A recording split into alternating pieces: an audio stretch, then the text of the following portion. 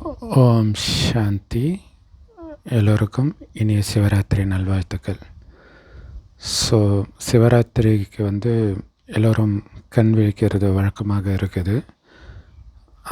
பெரும்பான்மையானவர்கள் சிவன் கோயிலுக்கு போய் கண் விழிப்பாங்க. ஸோ எப்போவுமே அது அப்படி தான் இருந்திருக்குது. பட் இப்போ சமீபமாக ஈஷா யோக மையம் அது மாதிரி நிறைய இடங்களுக்கு போகிறாங்க.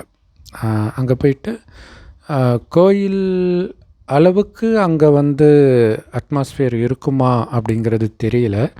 ஏன்னா கோயிலில் எல்லோரும் அந்த ஒரு பாவனையில் இருப்பாங்க. சிவனை பார்த்துக்கிட்டே இருக்கிறாங்க இல்லையா, சிவலிங்கத்தை பார்த்துட்டு இருக்கிறாங்க, அபிஷேகம் பண்ணுறாங்க. ஸோ அந்த ஒரு பாவனை பாட்டு பாடுறதுனாலையோ ஆடுறதுனாலையோ கிடைக்குமா அப்படிங்கிறது ஒரு பெரிய கேள்விக்குறி தான். ஆனால் கிடைக்குதோ இல்லையோ, ஆனால் எல்லோரும் சிவன் மேலே உள்ள அன்புனால தான் போகிறாங்க எங்கே போனாலுமே. அதே மாதிரி இப்போ பிரம்மகுமாரி சென்டர்லேயும் பார்த்திங்கன்னா அனுபவ அறை அப்படிங்கிறது ரொம்ப ஃபேமஸாக நிறைய பேர் பிரபலங்கள்லாம் போகிறத நம்ம பார்க்குறோம். ஸோ என்ன வித்தியாசம் கோயிலுக்கு போகிறதுக்கு, ஈஷா யோகம் போன்ற இடங்களுக்கு போகிறதுக்கு, பிரம்மகுமாரிகள் சென்டருக்கு போகிறதுக்கு என்ன வித்தியாசம், அல்லது என்ன பலன் இதனால்? அதை பலனில் தான் வித்தியாசம். மெயினாக என்ன அந்த பலனில் வித்தியாசம் அப்படின்னா, இப்போ நடிகர் ரஜினிகாந்த் அல்லது விஜய், அஜித் இவங்களுடைய ரசிகர்களுக்கு அவங்க எப்படி இருப்பாங்க? இல்லை மைண்டில் எங்கேயோ இருப்பாங்க, கோயில் மேலே கோபுரத்தில் வச்சுருப்பாங்க. அவங்கள ஒரு படத்தில் ஒரு சீன் வந்தாலோ அல்லது அவங்க படம் இல்லாமல் வேறு ஏதோ ஒரு படத்தில் அவங்களுடைய பேரை சொன்னாலே போதும், அப்படியே கத்துவாங்க, எமோஷ்னல் ஆவாங்க, இதெல்லாம் பண்ணுவாங்க. இதுதான் பக்தர்கள். கோயிலுக்கு போகிறவங்களா இருந்தாலும் சரி, ஈஷாவுக்கு போனாலும் சரி, எங்கே போனாலும் சரி, அங்கே பார்த்திங்கன்னா அந்த பூஜை பண்ணுவாங்க, அபிஷேகம் பண்ணுவாங்க, எல்லாமே பண்ணுவாங்க.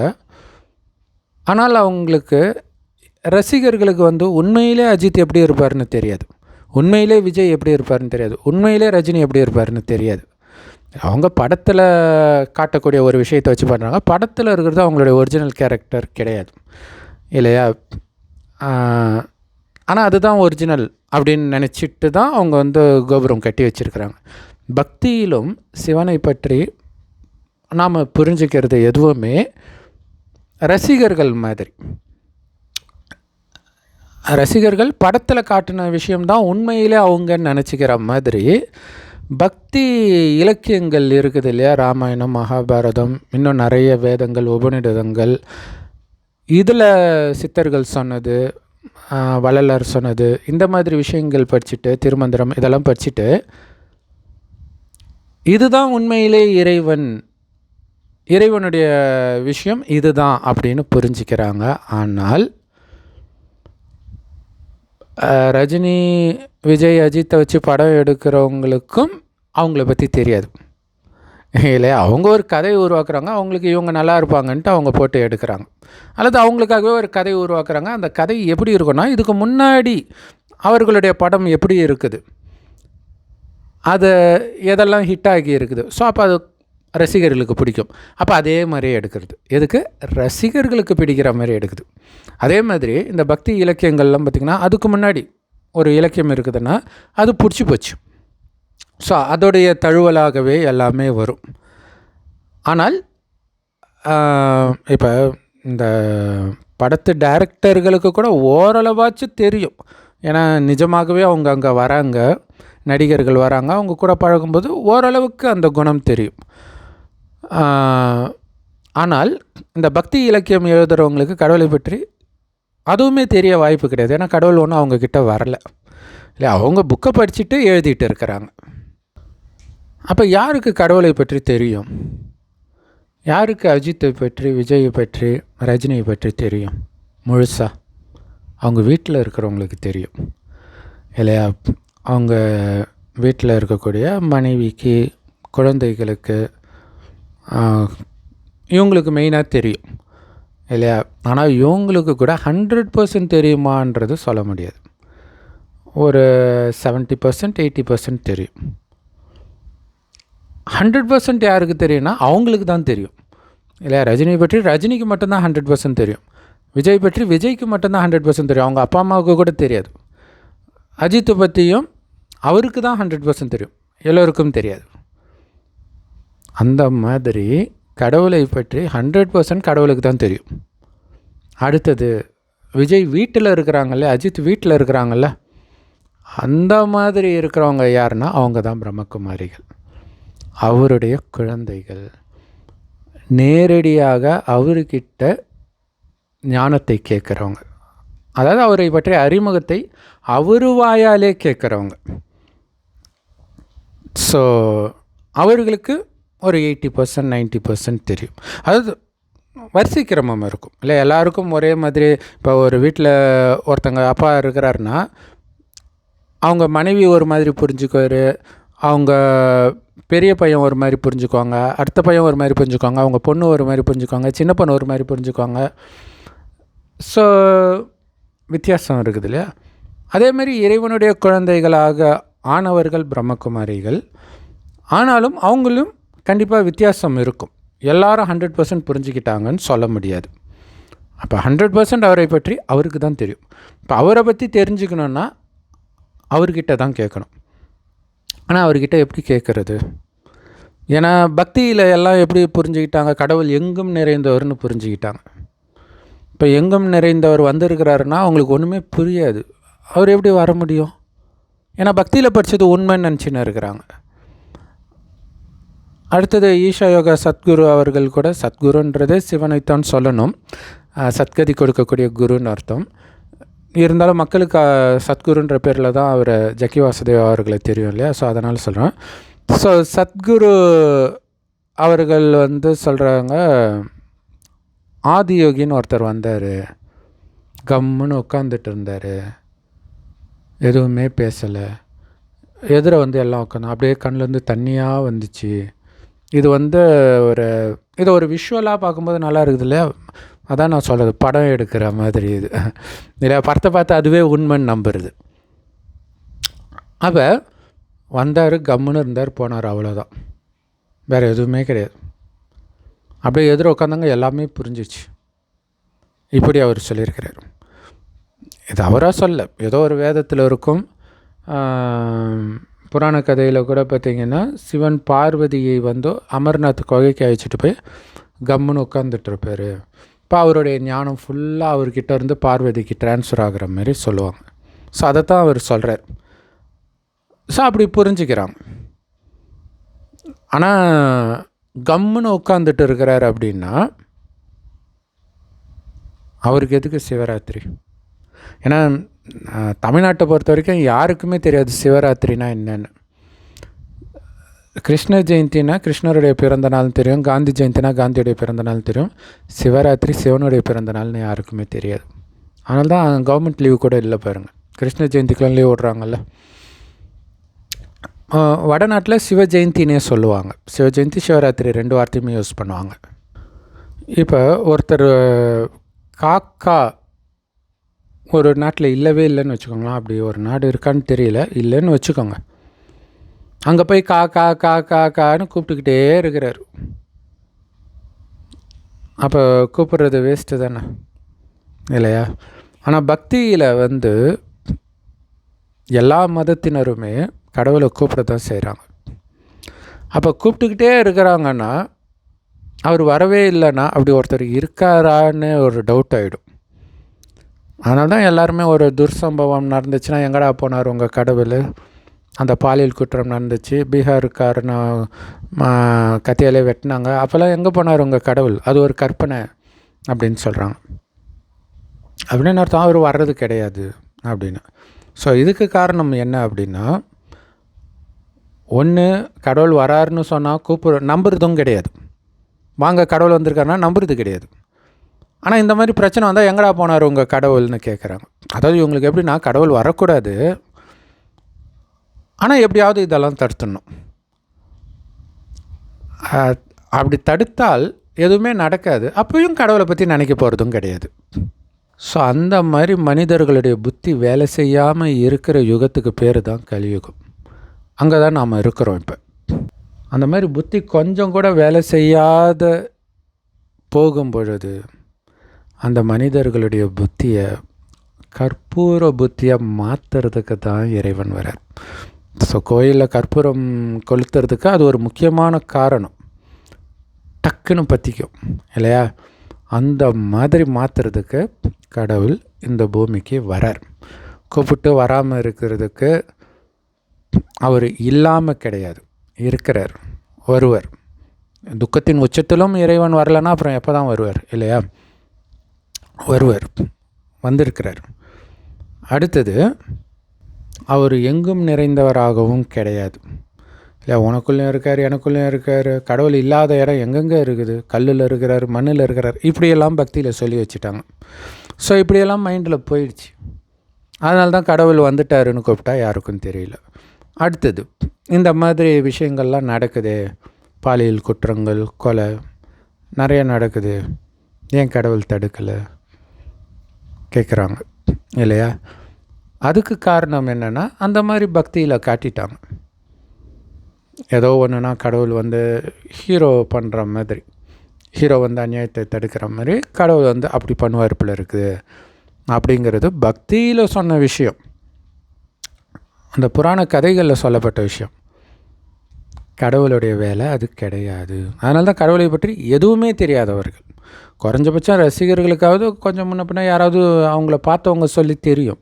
இங்கே தான் யாருமே பார்த்தது இல்லையே, தெரியாது.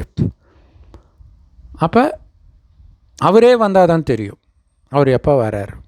ஆனால் அவருடைய விஷயங்கள் வேதங்களில் ஸ்லைட்டாக தெளிக்கப்பட்டிருக்குது. அங்கங்கே ஃபுல்லாகவே இறைவனுடைய விஷயம் கிடையாது, கொஞ்சம் இருக்கும், எல்லா மதத்துலையுமே இருக்கும். அந்த மாதிரி கீதையில் எப்போ அதர்மம் தலைவிரித்து ஆடுதோ அப்போ அதர்மத்தை அழித்து தர்மத்தை நிலைநாட்ட நான் வருகிறேன், இது கரெக்ட். ஆனால் இதில் தப்பாக கூடவே இதே சென்டென்ஸில் ஒரு வேர்டு இருக்கும், யுகம் யுகமாக வருகிறேன்னு வந்துடும். சத்யுகம், திரேதாயுகம், துவாபர யுகம், கலியுகம், 4 யுகம். ஆனால் மொத்தமே இந்த 4 யுகம் சேர்த்தே 5000 வருஷம்தான். ஆனால் அங்கே லட்சக்கணக்கான வருஷம்னு பக்தியில் எழுதிட்டாங்க. இப்போ யுகம் யுகமாக வராங்கன்னா ஒன்று எல்லாருக்குமே தெரியும், சத்யுகத்தில் ரொம்ப ரொம்ப நல்லவங்க, கலியுகத்தில் ரொம்ப ரொம்ப கெட்டவங்க. ரொம்ப ரொம்ப நல்லவங்க இருக்கிற இடத்துல எப்படி அதர்மம் தலைவிரிச்சு ஆடும் கடவுள் வர்றதுக்கு இல்லையா? ஸோ சத்யுகம், திரேதாயுகம் 2 யுகமுமே நல்லவர்கள் மட்டுமே இருப்பாங்க. அதனால தான் அதை சொர்க்கம்னு சொல்கிறோம். அடுத்தது துவாபரயுக, கலியுகம், நரகம். நரகம்னா எடுத்தோடனே டக்குன்னு நரகமாக மாறிடாது, கொஞ்சம் கொஞ்சம் கொஞ்சம் கொஞ்சமாக, அதாவது பாவம் செய்ய ஆரம்பிப்பாங்க ஸ்லைட்டாக. காமம், கோபம், பற்று, பேராசை. இன்றைக்கி காமம்லாம் பாவம்ன்றது யார் மைண்டிலும் கிடையாது இல்லையா? பாவம்ன்றது இல்லை. ஆனால் சபரிமலைக்கு போனால் மட்டும் ஏன் காமம் இல்லாமல் இருக்கிறாங்க? அப்போ பாவன்றது தெரியுது, ஏற்றுக்க தயாராக இல்லை, அடிமையாயிட்டதுனால. ஸோ சொர்க்கத்தில் காமம்னா என்னன்னே தெரியாது. அதனால தான் அங்கே வாழ்ந்தவர்களை தான் இன்றைக்கி கோயில் கட்டி கும்பிட்றோம். சிவனை தவிர இந்துக்கள் வழிபடுற தெய்வங்கள் எல்லாம் சொர்க்கத்தில் உயிரோட்டமாக வாழ்ந்தவர்கள் எங்கே போயிட்டாங்க? எங்கேயும் போகலை. மறுஜன்மம் எடுத்து எடுத்து நரகத்தில் வந்து கொஞ்சம் கொஞ்சமாக பாவம் செஞ்சதன் விளைவாக சொர்க்கத்தில் இருந்த அழகு, ஆரோக்கியம், செல்வம், புத்தி எல்லாத்தையும் படிப்படியாக இழந்து, அனைத்தையும் இழந்து நிற்கிறேன், நீங்களும் நானும் தான் அது அப்படின்னு சொல்கிறதுக்குத்தான் இறைவன் வரார். கடைசின்னு ஒரு வருடம் ஒரு வயோதிகர் உடலில் வரார். அந்த வயோதிகருக்கு பிரம்மான்னு பேர் வைக்கிறார். அந்த பிரம்மா வாய் வழியாக இந்த ஞானத்தை யார் கேட்குறாங்களோ அவங்க தான் பிரம்மா, குமார், குமாரிகள், பிரம்மாவுடைய குழந்தைகள், அதாவது சிவனுடைய குழந்தைகள். ஆனால் பிரம்மா மூலமாக ஞானத்தை கேட்குறதுனால அவங்க பிரம்மகுமார், குமாரிகள். ஆனால் கேட்குறது சிவனுடைய ஞானம். ஆனால் பிரம்மா மூலமாக கேட்குறாங்கன்றது தெரியணுன்றதுக்காக தான் பிரம்மா குமார், குமாரிகள்னு பேர், சிவகுமார், குமாரிகள்னு வைக்கலை. ஏன்னா அவருக்கு உடம்பு கிடையாது, ஒருத்தர் உடம்புல வந்து தான் ஆகணும். அதனால தான் சிவனுக்கு வாகனம் நந்தின்னு கொடுத்துருக்குறாங்க. ஏன்னா அவருக்கு உடம்பு கிடையாது, ஒருத்தர் உடம்புல வர்றதை வாகனம்னு கொடுத்துட்டாங்க. மனிதன் உடம்புல தான் வராங்க. ஆனால் மனிதனுடைய புத்தி விலங்குகள் மாதிரி கீழானதுனால விலங்கை, நந்தியை வாகனமாக காட்டிட்டாங்க. சரி, பக்தியில் வந்து ரைட்டோ தப்போ, ஆனாலும் ஒரு பாவனை இருக்குது இல்லையா? ஸோ அந்த பாவனையில் அவங்க பெட்டுக்கு பூஜை பண்ணுவாங்க. ஒரு பக்கம் என்னென்னா அது வந்து அசிங்கமான அர்த்தம் சொல்லுவாங்க சிவலிங்கத்துக்கு. இன்னும் ஒருத்தர் அது புரோட்டான், நியூட்ரான், எலக்ட்ரான் வாங்க, யாருக்குமே தெரியாது. கடவுளே வந்து சொன்னால் தான் தெரியும். செம்பொன் நிறமான ஒளி உலகத்தில் நட்சத்திரம் மாதிரி இறைவன் ஜொலிக்கிறார். கண்ணுக்கு தெரியாத நுட்பமான ஒளிப்புள்ளி. அதுக்கு பூஜை பண்ண முடியாது. அதனால் கொஞ்சம் பெருசாக முட்டை வடிவத்தில் வச்சது தான் லிங்கம். அவர் யார் உடம்பில் வரார்? பிரம்மான்ற ஒரு உடம்பில் வரார். எதுக்கு வரார்? அவர் வாய் வழியாக ஞானத்தை சொல்கிறதுக்காக வரார். அந்த பிரம்மாவோடைய வாய் தான் நீங்கள் பார்க்குற சிவலிங்கத்தின் கீழ்ப்பாதி. அது பேர் கோமுகின்னுவாங்க. கோமுகினா பசுவின் வாயின்னு அர்த்தம். ஸோ அவர் வாய் மூலமாக இந்த ஞானத்தை கொடுக்கிறார். ஆனால் அந்த பக்தியில் பலனே இல்லையா அப்படின்னா இருக்குது. ஒரே ஒரு பலன். ஏன்னா பக்தி நீங்கள் பண்ணுறதெல்லாம் கடவுள் வரணும், கடவுள் வரணும், கடவுளை அடையணும், கடவுளை அடையணும்னு தான் வந்துட்டார். அப்போ அந்த பக்தியை நீங்கள் முடிக்கும்போது தான் இந்த ஞானம் கேட்கும்போது டக்குன்னு டச் ஆகும். ஆமாம், இது கரெக்டுன்ட்டு. அப்படி இல்லைன்னா இதை கேட்கக்கூடிய பொறுமை கூட இருக்காது. ஸோ அவங்களுக்கு வந்து அந்த ஆடுறது, பாடுறது, ஓம் நம சிவாய மந்திரத்தை சொல்கிறது, இதிலே திருப்தி அடைஞ்சிடுவாங்க. பக்தி முடிந்த பிறகு இந்த ஞானம் கண்டிப்பாக கேட்பாங்க. அப்போ அந்த பக்தி ஈஷாவுக்கு போனாலும் சரி, வாழ்க வளமுடன் போனாலும் சரி, அல்லது ரவிசங்கர் ஆர்ட் ஆஃப் லிவிங் போனாலும் சரி, சிவன் கோயிலுக்கு போனாலும் சரி, கைலாயம் அங்கே இங்கேன்ட்டு கோயில் குளம் சுற்றினாலும் சரி, அந்த பக்தியோடைய பலன் பிரம்மகுமாரி சென்டருக்கு வர்றது தான். ஏன்னா இறைவன் இங்கே தானே வரார். ஸோ அது இப்போயே வராங்களா லேட்டாக வராங்களான்றது அவங்கவுங்களுடைய அதிர்ஷ்டம்னு சொல்லலாம். அவ்வளோதான். ஏன்னா கடவுள் 1936 இந்த பூமியில் இருக்கிறார். நமக்கு தெரியவே இல்லை பாருங்கள். கடைசி 100 வருஷம் ஆவரேஜாக. அப்படின்னு அர்த்தம் 90 வருஷம் முடிஞ்சு போச்சு. இன்னும் 10 வருஷம்தான் இருக்குது இந்த பூமி அழிந்து சொர்க்கமாக மாறுறதுக்கு. ஸோ இவ்வளோ லேட்டாகியும் வரல, இன்னும் பக்தியே தான் அவங்களுக்கு பிடிச்சிட்டு இருக்குது அப்படின்னும் போது நமக்கு வருத்தமாக தான் இருக்குது. ஏன்னா நாங்களுமே லேட்டாக தான் வந்துருக்குறோம். ஒரு 2013 வந்து 13 வருஷம்தான் ஆகுது நான் பிரம்மகுமாரி ஆகிய. ஸோ நாங்களுமே லேட்டு தான். பட் இன்னும் லேட்டாக ஆக என்ன பிரச்சனை அப்படின்னா, யுத்தம் ஸ்டார்ட் ஆகிடும், இயற்கை சீற்றம் ஸ்டார்ட் ஆகிடும். அப்போ அந்த மாதிரி நேரத்தில் துக்கம் இல்லையா, கொரோனா வரும்போதே வீட்டுக்கு வீடு மரணம்ன்ற மாதிரி ஆயிடுச்சு. இன்னும் போக போக இது மாதிரி நிறைய விஷயங்கள் வரும்.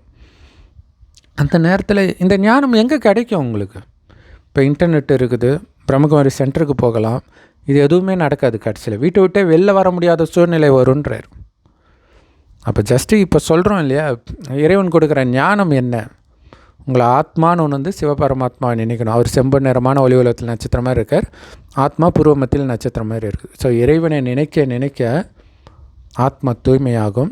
இறைவனை மட்டும் நீங்கள் நினச்சிட்டு இருக்கிறீங்க செம்பு நிறமான ஒளி உலகத்தில் நட்சத்திரம் மாதிரினா அங்கே போகும். ஸோ இப்போத்துலேருந்தே நீங்கள் பயிற்சி பண்ணுறீங்க, இப்போ எதுவும் நடக்கலை, துக்கமான விஷயங்கள், அதனால் அமைதியாக நினச்சிடலாம். ஆனால் அந்த கடைசி நேரத்தில் நிறைய இழப்புகளை சந்திச்சுட்டு அந்த இழப்பே பற்றிய சிந்தனை தான் உங்கள் மைண்டில் வரும். இப்போ இறைவன் நினைக்கிறது எவ்வளோ கஷ்டமாக இருக்கும். ஆனால் கண்டிப்பாக இந்த ஞானம் எல்லாருக்கும் கிடைச்சிடும். இப்போ உதாசீனப்படுத்தினா கூட கடைசியில் அவங்களுக்கு இது ஞாபகம் வருன்றார். அதான் அழிவற்ற ஞானம். வேறு எதுலேயும் எதுவுமே கிடையாது. நீங்கள் எங்கே போனால் என்ன சொல்லி கொடுக்குறாங்க? கடவுளை இப்படி நினைங்கன்னு சொல்லி கொடுக்குறாங்களா? எந்த மதத்திலேயாவது அல்லது எந்த ஹடயோகத்திலேயாவது? ஓம் நம சிவாய, மூச்சை கவனிங்க, இதை பண்ணுங்கள். இதுக்கும் கடவுளுக்கும் என்ன சம்மந்தம்? உடம்பு ஆரோக்கியமாக இருந்தால் மூச்சு நல்லா தான் இருக்க போகுது. உடம்பு ஆரோக்கியமாக இருக்கிறதுக்கு மனம் அமைதியாக இருக்கிறது ரொம்ப முக்கியமானது. மனம் அமைதியாக இருக்கிறதுக்கு நான் எப்போவுமே இருக்கக்கூடிய ஆத்மா, அழியக்கூடிய உடம்பு நான் கிடையாது, தற்காலிகமாக இருக்கிறேன். அப்போ இந்த உடலை சார்ந்த உறவுகளும் தற்காலிகமானது இல்லையா? ஒரு டூர் போகிறீங்க, போகிற வழியில் அங்கங்கே ரூமில் தங்கிட்டு போகிறீங்க. அந்த ரூமில் உங்கள் கூட 4-5 பேர் தங்குறாங்க.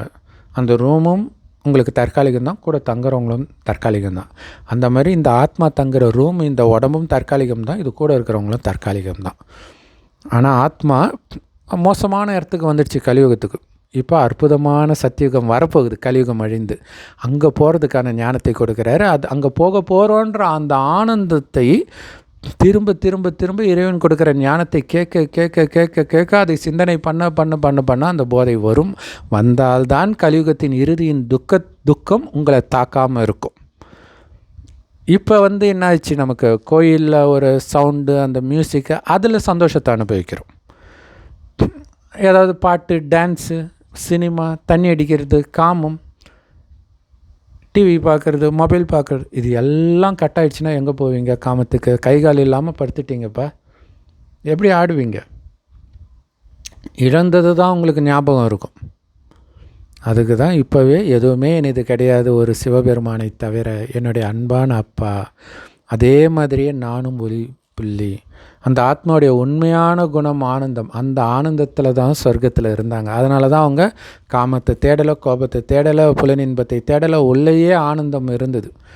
அப்போ தனக்குள்ளே தானே திருப்தியாக ஆனந்தமாக இருக்கும்போது உலகமே ஆனந்தமான சொர்க்கமாக இருந்தது. அப்படிப்பட்ட உலகம்தான் ஆரம்பத்தில் இருந்தது. எப்போ நம்ம குணம் கெட்டு போகுதோ அப்படியே கொஞ்சமாக சுற்றி இருக்கக்கூடிய உலகமும் சுகம் கொடுப்பதை குறைத்து ஒரு டைமுக்கு அப்புறம் கொஞ்சமாக துக்கம் கொடுத்து இன்றைக்கி துக்கம் மட்டுமே கொடுக்குற உலகமாக ஆல்மோஸ்ட் மாறிடுச்சு. இன்னும் போக போக ரொம்ப மோசமாயிடும். ஸோ அதற்கு முன்னாடி இறைவன் நினைவு, ஆத்மான்னு சிவபரமாத்மா நினச்சிக்கிட்டே இருங்க. இறைவன் கொடுக்குற ஞானம் முரளின்னு சொல்லுவோம். எல்லா பிரம்மகுமாரிகள் ராஜயோக தியான நிலையத்திலும் முற்றிலும் இலவசமாக கிடைக்கிது. யூடியூப் வெப்சைட்ஸில் இருக்குது. அதோடைய லிங்க் இந்த வீடியோக்கு டிஸ்கிரிப்ஷனில் கொடுக்குறோம். அவசியம் பார்த்து பயன்பெறுங்கள். ஏன்னா காக்காவை கூப்பிட்றது காக்காவுக்கு சோறு வைக்கிறதுக்கு. அந்த காக்கா நீங்கள் காக்கான்னு கத்திட்டு இருந்தீங்கன்னா அந்த காக்கா கிட்ட வராது. ஆனால் இங்கே கடவுள் வர்றது உங்ககிட்ட எதையும் வாங்கிறது கிடையாது, அவர் கொடுக்கறதுக்கு வந்திருக்கிறார். வள்ளல் அவர். அதனால தான் வள்ளலார்னு சொன்னதுக்கு யார் வள்ளல், இறைவனை தவிர எவனும் கிடையாது அப்படின்னாரு. அதேமாதிரி இயேசுவை பரிசுத்த போதகர் என்னும்போது பிதாவை தவிர யாரும் பரிசுத்தர் கிடையாது, எப்படி நீ என்ன அப்படி சொல்லலான்னாரு. எவ்வளோ உண்மையாக இருந்திருக்கிறாங்க. அப்போ இன்றைக்கி அப்படியா இருக்கிறாங்க? நானும் கடவுள், நான் கடவுள்ன்றது, கேள்வி கேட்டால் நீயும் தான் கடவுள்ன்றது, இப்படி ஆயிடுச்சு உலகம்.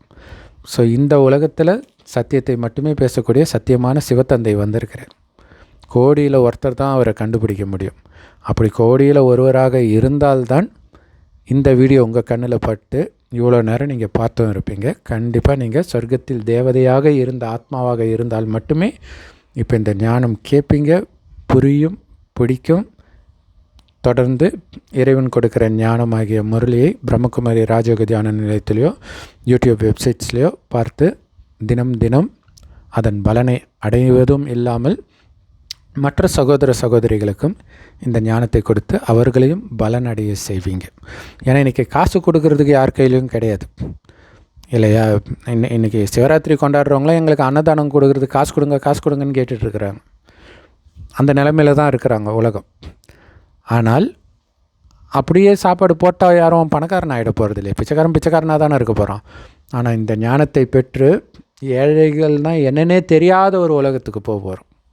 அளவற்ற செல்வம், தங்க செங்கலால் கட்டப்பட்ட மாட மாளிகையில் இருப்போம். அந்த மாதிரி உலகத்துக்கு அழைச்சிட்டு போகிற ஞானத்தை கொடுக்கிற தானத்தை விட உயர்ந்த தானம் உலகத்தில் எதுவும் கிடையாது. அதை கொடுக்கத்தான் சிவபெருமான் வந்திருக்கிறார். அவர் கொடுக்கறத இப்படி வாங்கி இந்த கையில் கொடுக்குறோம், அவ்வளவுதான். ஸோ இதை நீங்களும் மற்றவர்களுக்கு கொடுக்க ஆசைப்படுறீங்கன்னா ஞானத்தை சொல்லுங்கள், இந்த வீடியோவை ஷேர் பண்ணுங்கள். எல்லாத்துக்கும் மேலே இந்த வீடியோ கீழே ஹைப்புன்னு ஒரு பட்டன் இருக்கும் பாருங்கள். அந்த ஷேரு லைக்லாம் வரதில்ல, இப்படியே தள்ளிட்டே வந்தீங்கன்னா ஹைப்புன்னு இருக்கும், HYPE. அதை கிளிக் பண்ணிங்கன்னா இந்த வீடியோ மற்ற சகோதர சகோதரிகளுக்கும் யூடியூப் காட்டும், அவர்களும் பயனடைவாங்க. ஓம் சாந்தி. தேங்க்ஸ் ஃபார் வாட்சிங். இனிய சிவராத்திரி நல்வாழ்த்துக்கள்.